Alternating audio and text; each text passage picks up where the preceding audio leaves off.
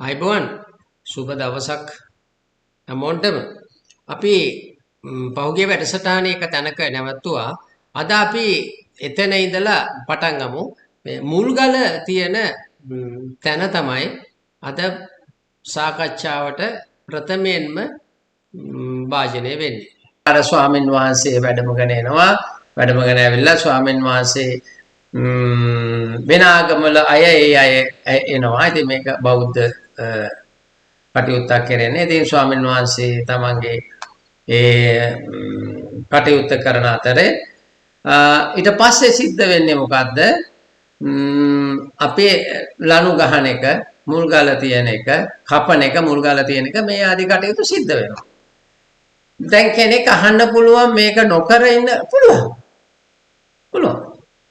නමුත් යම් කිසි ගැටලුවක් ආවෙලාවකට අත දික් කරන්න පුළුවන් මේකේ කිසිම දෙයක් කරන්න නැතුව නේද මේ ගේ කටයුතු කරේ කියලා. මේ ගෙවල් කියන සංස්කෘතිය අපි ආදි කාලේ ඉඳන් එන එකන්නේ. ඉතින් ඒකට සැබඳියාව තියෙන දේවල් එක්ක මේක හැමතිස්සෙම කරකිනවා. ඒතර මේ අවස්ථාවවලදී අපිට මේ වගේ ප්‍රශ්න වලට මුහුණ දෙන්න වෙනවා. යම් ප්‍රශ්න වලට. ඒකට ඇඟිලි දික් කරන්න වෙනවා. එහෙනම් ওই පැත්තේ අංශෙට. ඉතින් ඒක කළ තුනයි ඉවරයි. මොනවද වෙන්නේ? කරා පොඩි දෙයක්. එතකොට හොඳ ස්වාමින් වහන්සේ එතකොට පන්සිල් දීලා ඉතින් කටයුතු කරාම හොඳ ශබ්ද තරංගයක් යන්නේ. දැන් අතන්දී අර පූජාවල් කරනකොට ශබ්ද තරංගයක් යන්නේ. එයා හග්ගෙඩිය පිඹින එකත් ශබ්ද තරංගයක්. හග්ගෙඩිය කියන්නේ මං කිව්වා 1.618 රේෂියෝ එක තියෙන එකක් කියලා. ඒත් ඒ වගේ දේවල් ඊටමට ගේනවා කියන්නේ හොඳයි. හරිනේ නේ? ඉතින් ඒ වගේම තමයි ඔය බහිරව කියන කතාව කරනකොට නෙළුම් කොලේ පාවිච්චි. නෙළුම් කොලේ කියන්නේ මොනවද කියන්නේ? නැනෝ තාක්ෂණයෙන් කෙලිම නෙළුම් කොලේ තියෙන. ඉතින් ඒ වගේ දේවල් හොඳයි. ඒකත් 1.618 කියන රේෂියෝ එකට මම දැන් මේවා කියලා තියෙන්නේ. ඉස්සර කියලා තියෙන්නේ. මම දැන් කියන්නේ ඒවා යෙදෙන තැන් ඈ. ඒවා කියලා තියෙන්නේ. golden ratio කියලා බැලුවහම 1.618. ඒ මොන එක තියෙන පේනවා. ඉතින් මම මේ කියන්නේ ඒක යෙදෙන තැන්. ඉතින් ඒවා එන්නේ ඒ නිසා තමයි මේවා මේ කැරකෙන්නේ අපි අතරේ.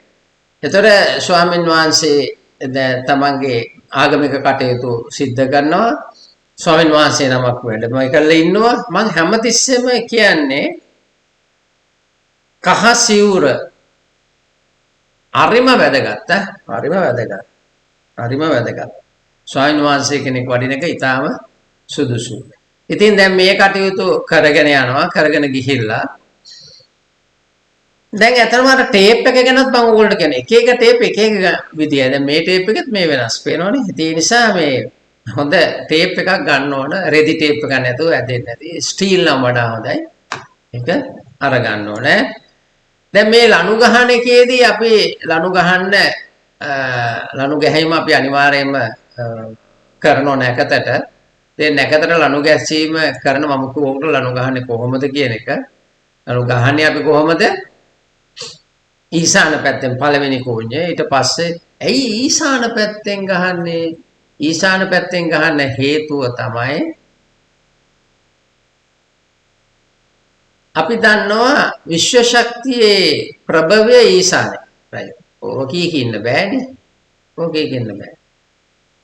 එහෙමනම් අපි කියනවා වාස්තු පුරුෂයාගේ හිස තියෙන ඊසානේ. ඕකී කියන්නත් බෑනේ. දවස් 4ම හොඳම දිශාව ඊසාන. එතකොට ඔන්න පොඩ්ඩක් යනවා. ඔන්න පොඩ්ඩක් අපි එක යනවා. තේරුණානේ? අන්න ඒ වගේ එතකොට අපි මේකට ගන්නෙ මොකද්ද? බෙලි කෝඤ්ඤය. බෙලි කෝඤ්ඤය කරන් මේ වැඩේ කරනවා. බෙලි ගහක ලීයක් කපලා අරගෙන මේ වැඩේ කරන්න පුළුවන්.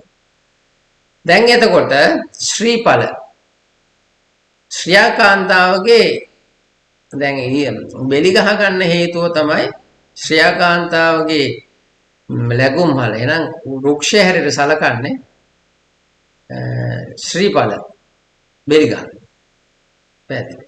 කන බෙලිය. ඊට පස්සේ අපි මුල් ගාලා තියෙනකොට අපි ඒ කාලේ රත්තරන් මුද්දක් දාපු ඇඟිල්ලෙන් මෙහෙම ඇඳලා කියනවා. මැටි වලනේ අඳින්නේ ඇඟිල්ලට මොනවත් වෙන්නේ නැහැ. දැන් ඇඳොත් ඇඟිල්ල හිල් වෙනවා. කතාව තේරෙනවද? ඉතින් ඒ නිසා පොඩ්ඩක් මොකක් හරි එකකින් හැන්දෙන් මෙහෙම අඳිනවා. අපි මොකක්ද අඳින්නේ? අපේ තියෙන වාසනා ගුණය මේකට ලැබේවා කියලා. කියන්නේ ස්තිකය කියන්නේ තමයි ස්තිකය කියන්නේ වාසනාව. අන්නේ. ඒකේ සිම්බල් එක තමයි මේක. මේක හරි. මේක එතකොට වාම වෘතද දක්ෂිණ වෘත. වාම වෘත නෙමෙයි දක්ෂිණ වෘත. වාම වෘත දෙන්නේ හිට්ලර්ගේ. දක්ෂිණ වෘත තියෙන්නේ මෙහෙම තමයි. දක්ෂිණ වෘත තෝරන හැටි මම හිතනවා එක වීඩියෝ එකක් මම පෙන්නුවා. මෙහෙම කළා මෙහෙම කරකවන්න පුළුවන් නම් දක්ෂිණ වෘතයි. රයිට්. ඒ කතාවත් හරි. දැන් මම අර කිව්වා මේ ඉඳම මේ ටික අපි ෆවුන්ඩේෂන් දාලා ඉවරයි. ඊට පස්සේ මෙන්න මේ ටික තමයි දැන් අපි උස්සලා හදන්නේ. ඒතර අරක ෆිලින් එක කළා මේ ටික දැන් අපිට තියෙන්නේ මෙන්න මෙතනින් අපි රිටේනින් එකක් ගහන්න වෙනවා. ගහලා ඉවරලා මේක පස් ටික පුරවලා මේක හොඳට තලලා කරලා ඊට පස්සේ තමයි උඩින් අපිට පුළුවන් මොනවද මේකෙත් පිටිපස්සේ වෙල්ලයක් අපිට පුළුවන් මොනවද මේ ටයි බීම් යන්නේ. කතාව හරි ඈ. මේක පැහැදිලි. ඒක කිසිම ප්‍රශ්නයක් නැහැ දැන් පැහැදිලි. දැන් ඊට පස්සේ දැන් පේනවනේ හොඳට සුද්ධ බුද්ධ කරලා තියෙනවා. හරි කතාව හරි ඈ. දැන් මේක ඉතින් බැම්ම අපි යනවා මෙහෙම මේක යනවා. ඉතින් සාමාන්‍යයෙන් ඔය මම අපේ ක්ලාස් වල ඉන්න ළමයි එහෙම එකගෙන ගිහලා ඒ දවස්වල පෙන්නනවා මෙන්න මෙහෙමයි මේ තියෙන අර ඒ පොළවයි මේ පොළවයි මේ ඒ අතරේ මෙන්න මේ දිගට තමයි මේක දැම්මේ මේ තියෙන්නේ. මේ කොන්ක්‍රීට් කරා මේක. කොන්ක්‍රීට් කරේ මොකද මෙහෙ පස් පිරෙව්වොත් මේක කළු ගලෙන් දාලා හරියන්නේ නැහැ. මේ පැත්ත වතුර බී ගන්නවා. බීගෙන මේ පැත්තේ හැමතිස්සෙම සිද්ධ වෙන්නේ මොකද්ද? තෙත ගතිය එනවා. ඉතින් ඒ ෆීලින් එක මෙතනත් අපි කරා. මෙතන මේ ටිකත් අපි කරා ඒ විදිහටම. එතකොට මෙන්න මෙතන අපි ස්ටෝ එකක් හැදුවා. මෙතන පොළොව පහත වැඩි අපි ස්ටෝ එකක් හැදුවා. දැන් කතාව තේරෙනවා. ඇත්තටම අපි ෆිලින් එක කරන්න පස් වගයක් ගෙනල් කිව්වා. අපි නැති වෙලාවක මහරෑ ගෙනල්ලා මේක බාලා තිබුණා. පස්සේ උදේ තමයි දැක්කේ මේක මඩ ගොඩක් කියලා මේ. ඊට පස්සේ මේක ආයෙත් අපි කිව්වා අරන් යන්න කියලා. ඒ තමන් ෆිලින්ස් වලට කියන පස් ගැන දැඩි සැලකිල්ලක් දක්වන්න ඕන. ඉතින් මේක තමයි මේකේ අට්ටවහලක් කියන්නේ ඇත්තටම මේ අට්ටවහල සහිත ගයක්. ඉතින් මේකේ කාපෝච් එක මේ හරියන්නේ මේක බටහිර තියෙන්නේ පේනවනේ. මෙතන මෙහෙම ස්ලැබ් එකක් යනවා. ඉතින් ඔහොම මේක උළු වලට තමයි ගිහිල්ලා තියෙන්නේ. ඉතින් ඔහොම මේ කතාව යනවා. ඉතින් ඔය කතාව පැහැදිලි ඈ. මේ වගේ කෑලි එහෙම වෙන වෙනම ගහන්න ගියාම ටිකක් වියදම්. වැඩේ ලස්සන වුණාට වැඩේ ලස්සනයි වුණාට අද්ද වියදමක් කියන්නේ. කතාව තේරුණානේ?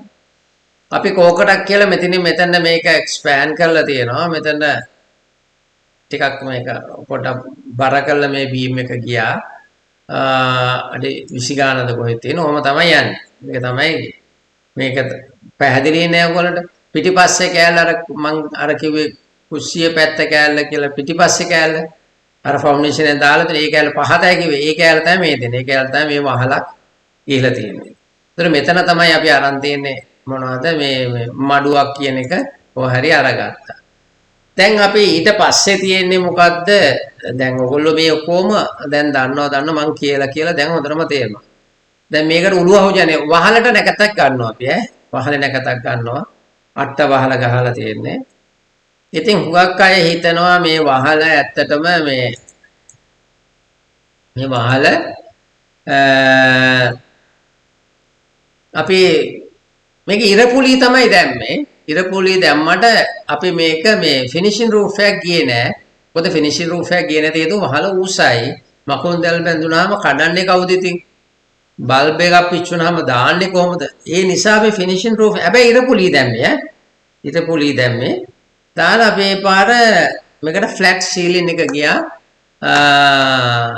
ලුණු මෙදෙල්ල වලින්. කතාව හරි. පැහැදිලි දැන්. එතකොට මේකටත් එහෙම තමයි. මේකට එහෙම තමයි. දැන් මේ සිටින් එක මේ ලීවින් මොනවද ඩයිනින් එකට ආවම එකට උස පේනවා. මේකෙදි හැබැයි අපි ෆ්ලැට් සීලින් එක කළේ නැහැ. මේක ෆ්ලැට් සීලින් එක කළේ නැහැ. ලොකු උසක් නැහැ. ෆ්ලැට් සීලින් එක කළේ නැහැ. මේකට අපි ගැහුවේ මොකද්ද? ෆිනිෂින් රූෆ් එක ගැහුවේ මේ ටිකට. ලොකු උසක් නැහැනේ. අනිත් එක මේක පේනවා මෙහෙට. ඒකින්ද ගැහුවා. දැන් කතාව හරි. දැන් ඊට පස්සේ ඔයගොල්ලෝ දන්නවා වහලේ නැකත් වලට අරගෙන ඒව නැකත් වලට තමයි කරන්නේ. අපේ ලීයක් තියනවා ගේ ගෘහ හිමියා හෝ ගෘහණිය තියලා යා තමයි ඉස්සලම එළිය තියන්නේ. ඊට නැකත් වලට ගරු කරන්න යා නැති අය නිකයි. වීඩියෝ එක දිග වැඩි මෙතනින් නවත්තමු. හොඳයි අපි ඊළඟ දවසේ ඉතින් ටික බලමු. බොහොම ස්තුතියි.